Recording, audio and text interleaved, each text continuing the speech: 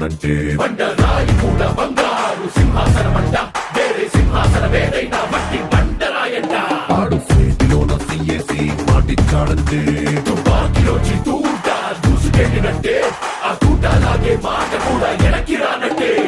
వాడు నీకు గొప్పేం కాదు వీడు నీకు ఎక్కువ కాదు నీకు నువ్వే బాసులా ఉండు ఎవడో విలువ ఇచ్చేదేంటి ఎవడో నిన్ను గుర్తించేదేంటి ఒంటి నిందా దిమ్మిరి ఉంటే నీ పేరే నీ బ్రడు పుష్ప పుష్ప పుష్ప పుష్ప పుష్ప పుష్ప పుష్ప పుష్ప